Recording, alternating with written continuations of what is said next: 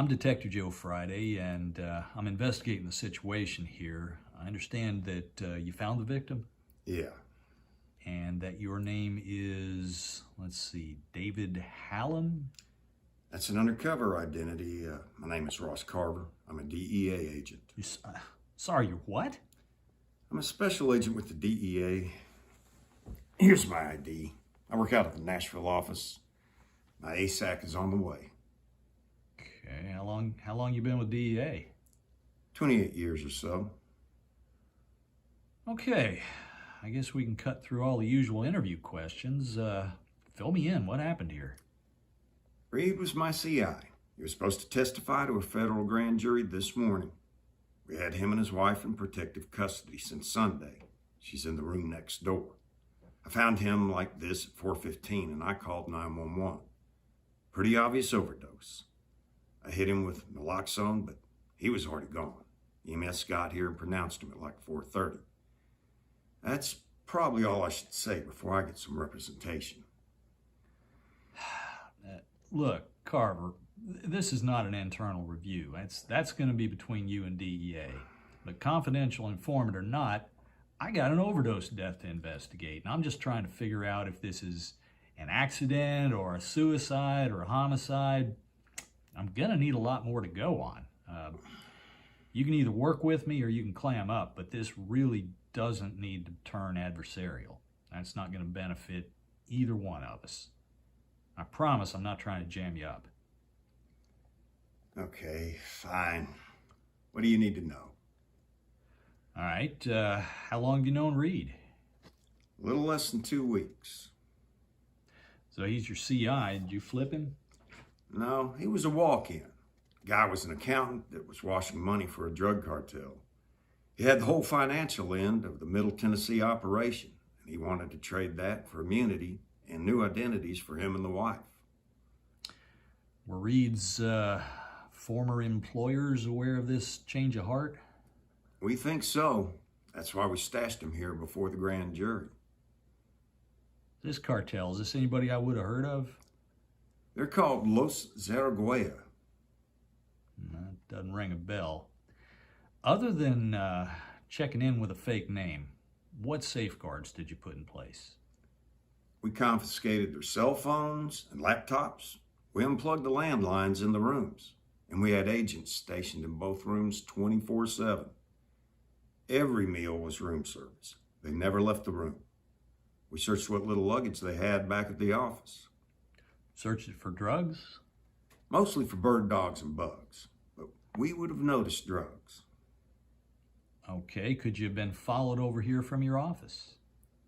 I don't see how. We left from the basement garage, which isn't accessible to the public. There were hats and COVID masks and sunglasses. We looked for a tail constantly on the drive over, and they came in the side door and went straight to their rooms. We put motion alarms on the doors as soon as they were inside. And you're sure they've been locked down all the time that they were here? Me and my partner have been working 12-hour shifts, 8 to 8. I had nights, same with the other room. Reed never left, neither did his wife. So you're telling me they've had zero outside contact since they got here? Well, I guess technically there was one. Who's that?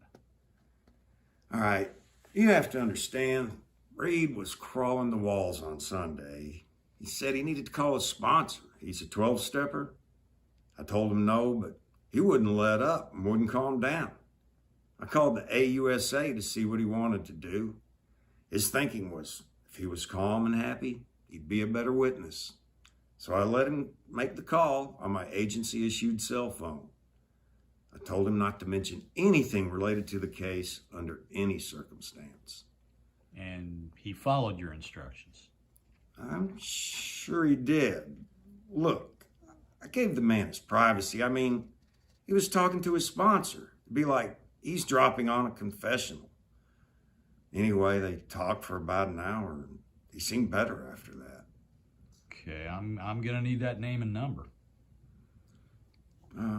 Here it is, 615-946-7053. I don't know the name. Wait, it was Terry something.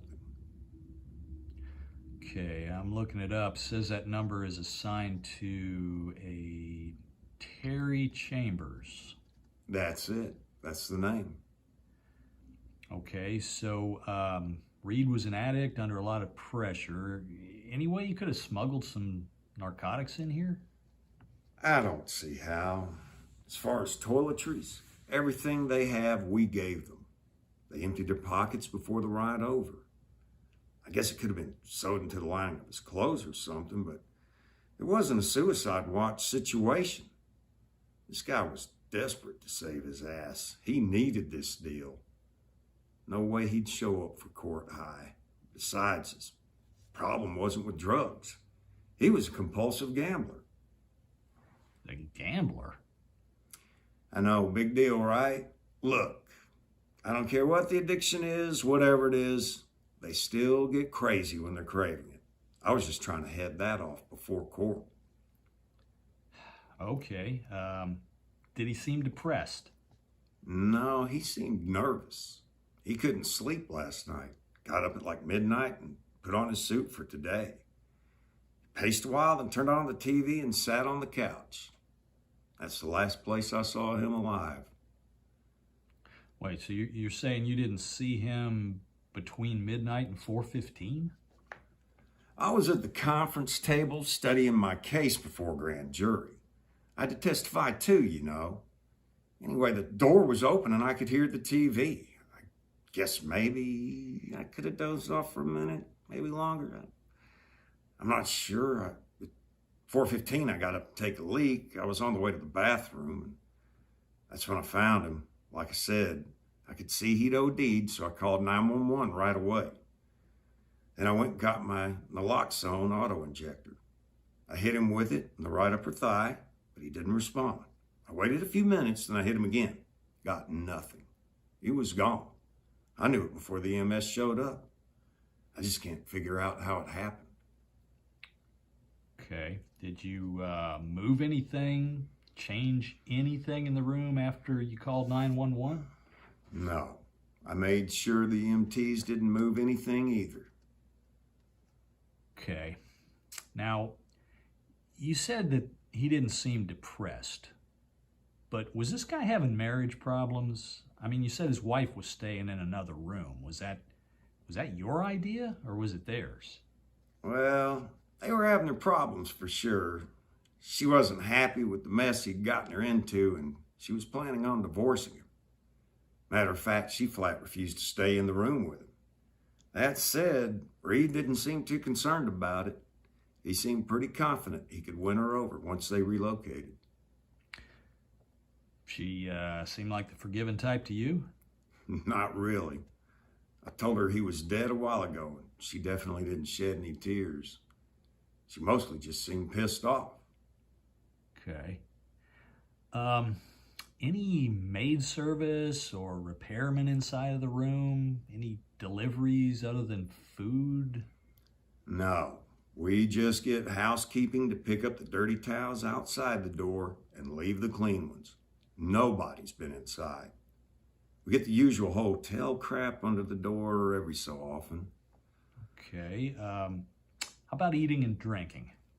Besides tap water, it's been just soft drinks. Diet Coke in the morning, and caffeine-free Diet Coke at night. That's what Reed requested, so I bought him some 12-packs at Walgreens. The food has all been room service. Okay. What time did he eat last night? Food got here just before 8, right when I showed up for my shift. It was the same guy as usual. I brought it in. The thing is, Reed just picked at his food. Like I said, he was nervous. Me, on the other hand, I was starving and I didn't want to see a good meal go to waste, so I finished it for him. There was nothing wrong with the food. Any other thoughts? Anything seem suspicious to you? I can't think of nothing. All right, well, one last thing. I'm sure you know what it is. You were the last one to see Reed alive. I wouldn't be doing my job if I didn't take a look at your financials. Can I get your permission for that, or am I going to need a subpoena? Yeah, What the hell? I'll cooperate. I don't have anything to hide. Well, I appreciate that. If you think anything else, give me a call. I will. Geez. Now I get to explain all this to my boss. Well, good luck with that.